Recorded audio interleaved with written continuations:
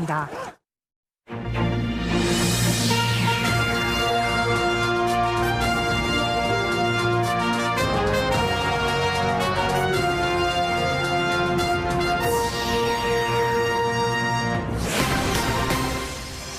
민통선에서 발견된 야생 멧돼지 폐사체에서 아프리카 돼지열병 바이러스가 발견되자 멧돼지 총기 포획 등 긴급 대책이 추진됩니다. 하지만 너무 늦었다는 비판도 나옵니다.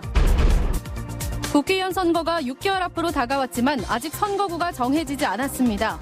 강원도민들의 의견을 듣는 자리가 마련됐지만 한계가 분명했습니다.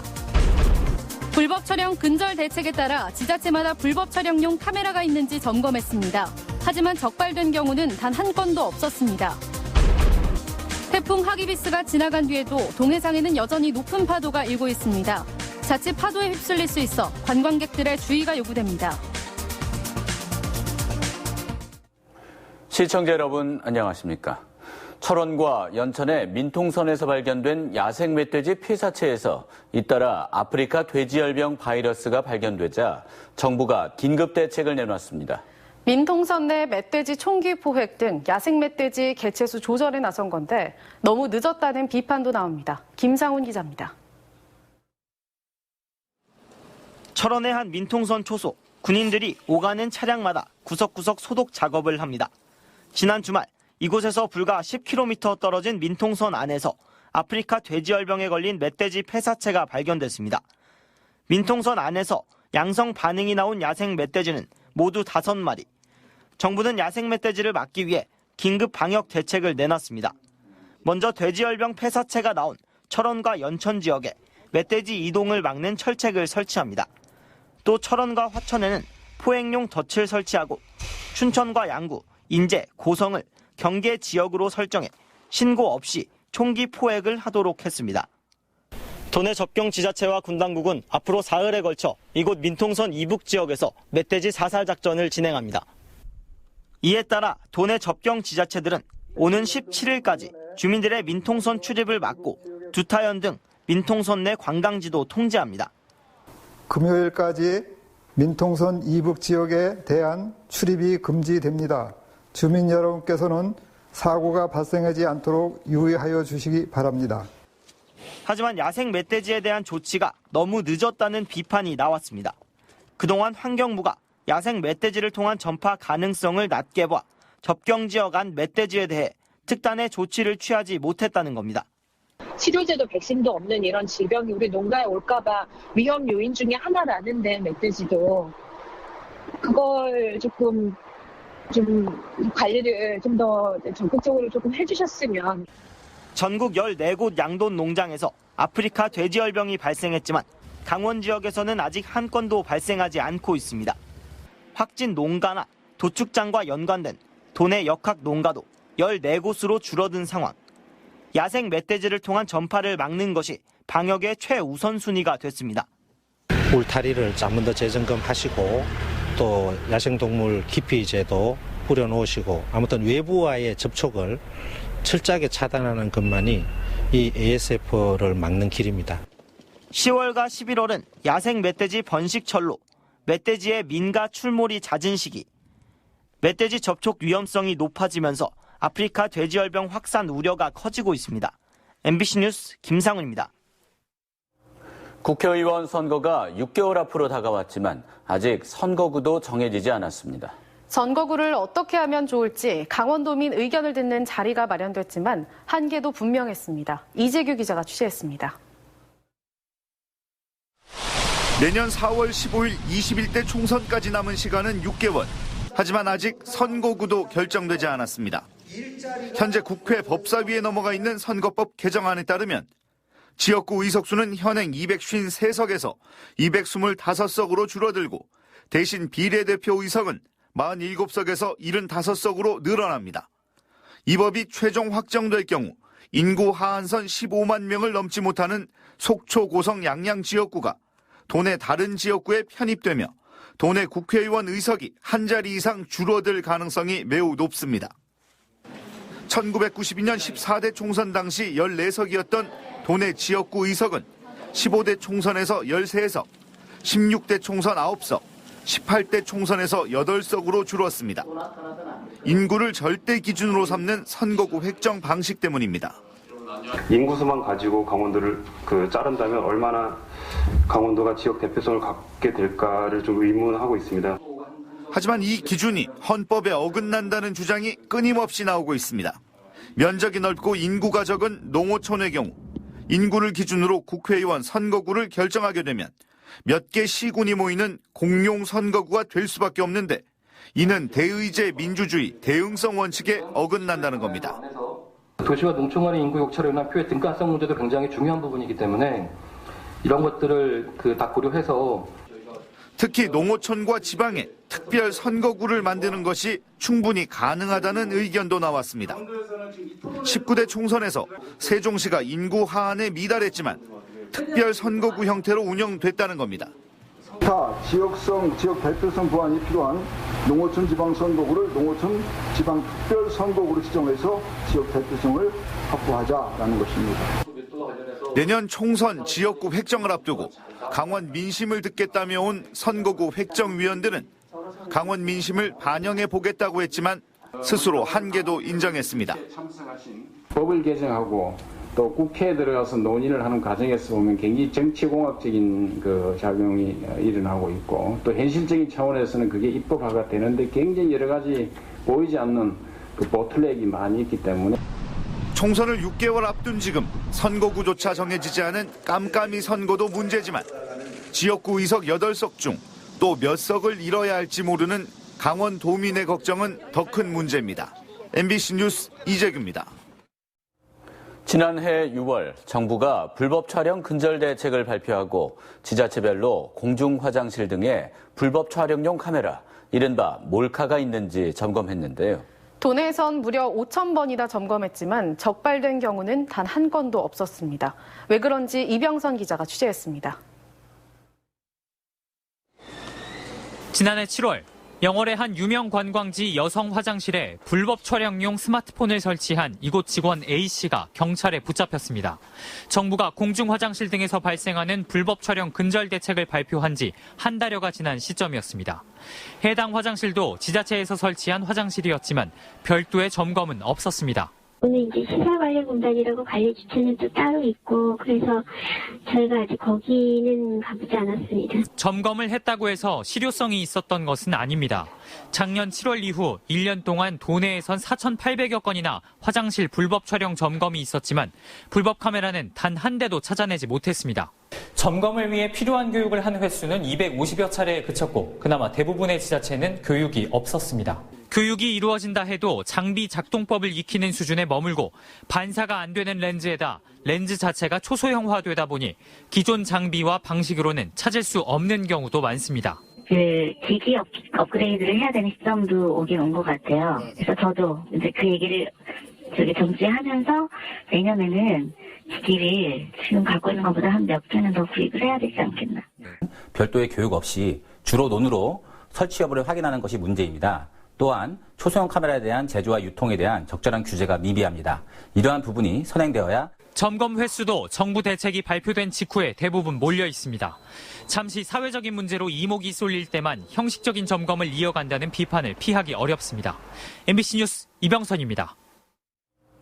한국남동발전이 연료운송비를 횡령했고 특정 항에 유리하게 경제성 연구보고서를 조작했다는 의혹이 제기됐습니다.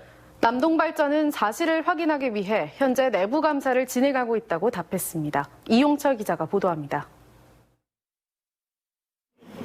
한국남동발전 영동에코발전본부는 올 상반기에 우드 펠릿 9만 2천 톤을 수입하면서 운송비로 121억 원을 사용했습니다. 우드 펠릿 저장고가 가득 차 컨테이너와 창고를 초과 사용하면서 지난해보다 4배 많은 45억 원을 초과 지출했습니다. 하지만 이 과정에서 선사에 줄 돈 1억 2천만 원이 중간에 사라졌다며 이철규 의원이 남동발전에 횡령 배임 의혹을 제기했습니다. 어떻게 남동발전에 이 근무하는 이 물류 책임자들은 이런 식으로 부도덕한 범죄 행위를 자행하고도 뉘우치거나 뭐하를 반성하지 않고 계속해서 은폐하고 조작하려고 합니까? 이에 대해 남동발전은 관련 사안에 대해 자체 감사를 통해 사실 여부를 확인하고 있다고 밝혔습니다. 감사 결과 저희들은 현재까지 파악된 것은 고려회원의 인보이스를 기준으로 해서 저희 지급한 걸로 알고 있는데 그 부분에 대해서 꼭 확인해서 조치를 하도록 하겠습니다. 이 의원은 또 중장기 우드 펠릿 조달을 위한 항만별 물류 경제성 검토를 수행하면서 남동발전이 보고서를 조작했다고 주장했습니다. 동해안과 포항 영일신항을 비교하면서 남동발전 출신 인사가 대표로 있는 포항 영일신항에 유리한 방향으로 용역 결과를 바꾸고 철도공사의 인터뷰도 조작했다는 겁니다. 주먹구구식으로 마음대로 남동발전의 임직원들이 이해관계에 따라 가지고 그런 국가 사업을 마음대로 도와주지 않은 이런 행태를 용납할 수 없습니다. 이거. 남동발전은 이에 대해 경제성 용역 조작 사실을 몰랐다고 해명했습니다. 한편 이철규 의원은 이 같은 의혹에 대해 감사원 감사를 요청했습니다. MBC 뉴스 이용철입니다. 태풍 하기비스가 지나간 뒤에도 동해상에는 여전히 높은 파도가 일고 있습니다. 구경하기에는 좋아 보일지 몰라도 파도에 휩쓸릴 수 있어 주의가 필요합니다. 이용 기자가 보도합니다. 어른 키를 훌쩍 넘는 파도가 밀려옵니다. 태풍 하기비스가 일본을 강타한 날 새벽 30대 미국인 한 명이 파도에 휩쓸려 실종됐습니다. 바다 위 경비정에서 백사장 위에서 수색 작업이 실시됐지만 아직 행방을 찾지 못했습니다.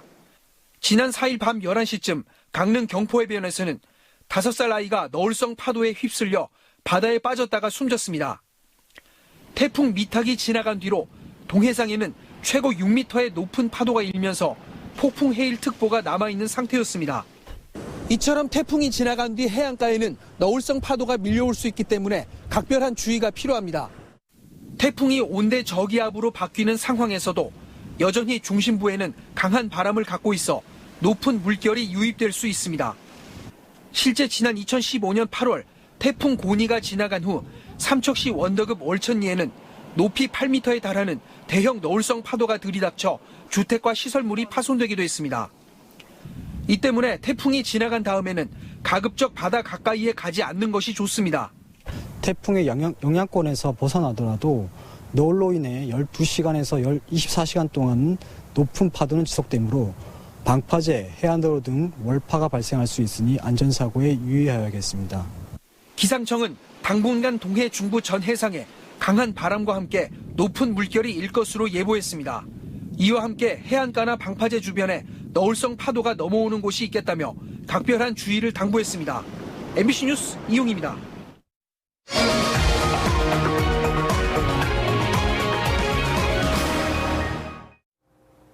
국회 교육위원회가 오늘 경상북도 교육청에서 강원도 교육청에 대한 국정감사를 진행했습니다. 홍문종 국회의원이 전북, 광주, 세종교육청과 공동 제작한 역사 보조 교재가 청소년에게 왜곡된 역사관을 갖게 한다고 비판하자 민병희 교육감은 보조 교재일 뿐이라며 논란이 없게 하겠다고 답했습니다. 김한표 의원은 법의 노조인 전교조가 합법단체인지 묻자 민 교육감은 법의 보호를 받지 못하는 현존하는 조합으로 불법 지원한 적이 없다고 답했습니다. 또 횡성 민사고에 대한 질문에 민 교육감은 교육부의 자사고 폐지 정책에 공감한다고 말했습니다. 오늘 경상북도 교육청에서 열린 국회 교육위원회 국정감사에서 강원대학교 수의학과 부정편입학 의혹이 도마 위에 올랐습니다. 박찬대 국회의원은 서울대 이병천 교수 자녀의 강원대 수의학과 부정편입학 의혹으로 학내 잡음이 큰 상황인데도 강원대가 미온적 대응으로 일관하고 있다고 지적했습니다.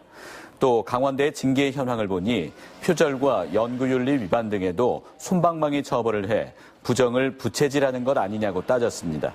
김헌영 총장은 교육부 감사 결과를 지켜본 뒤 조치하겠다고 말했습니다. 강원도와 도내 18개 시군의 관광정책을 총괄하는 강원관광재단이 설립됩니다. 강원도와 도내 18개 시군은 어제 강원관광재단 설립을 위해 출연금 납부와 공무원 파견, 공동 마케팅 등의 협조를 약속하는 업무 협약을 체결했습니다. 운영재원은 강원도와 시군 고정 출연금, 정부 공모사업 등을 통해 150억 원을 마련할 계획입니다. 강원도는 올 하반기 도의회와 행안부 협의를 거쳐 내년 7월 설립을 목표로 하고 있습니다. 지난해 4월 강원 산불 당시 피해 지역에 설치된 산불 감시용 CCTV 중 3분의 1이 비정상 상태였다는 지적이 나왔습니다. 이양수 의원은 산림청으로부터 속초, 고성, 강릉, 동해 지역에 설치된 CCTV 상태를 확인한 결과 35대 중 12대가 노후 등으로 교체나 개선이 필요한 상태였다고 밝혔습니다. 이양수 의원은 산림청에 대해 산불 취약 지역에 감시 사각지대가 없도록 무인 감시 카메라 교체를 위한 예산 증액을 주문했습니다. 수학능력 시험 전 마지막 고3 전국연합 학력평가가 내일 치러집니다. 이번 평가는 11월 14일 치러지는 수능 시험을 한 달 앞두고 실시되는 마지막 학력평가로 도내에서는 91개 학교 13,000여 명의 고3 재학생이 응시합니다. 강원도교육청은 올해 2번의 모의평가에서 수능 최저학력 기준 여부를 가늠해 보았다면 이번 학력평가에서는 학습 완성도 점검에 중점을 둬야 한다고 당부했습니다.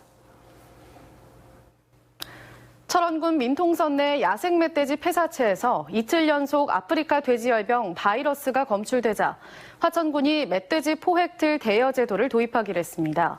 화천군은 아프리카 돼지열병 매개체로 꼽히는 야생 멧돼지 제거를 위해 오는 25일까지 멧돼지 포획틀 8대를 구입해 11월부터 위험지역 신청 농가를 대상으로 대여를 시작합니다.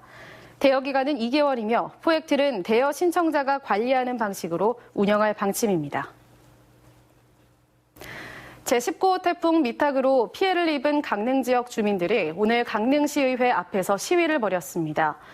강릉시 경포동과 강동면 산성우리 주민 40여 명은 오늘 강릉시 의회 앞에서 삼척과 경북 울진, 영덕 지역만 특별 재난 지역으로 지정된 것에 항의했습니다. 주민들은 강릉 지역의 경우 강동면 산성우리와 경포 일대, 포남동 등의 피해도 크다며 이들 지역에도 관심을 가져달라고 호소했습니다. 뉴스를 마칩니다. 시청해주셔서 고맙습니다.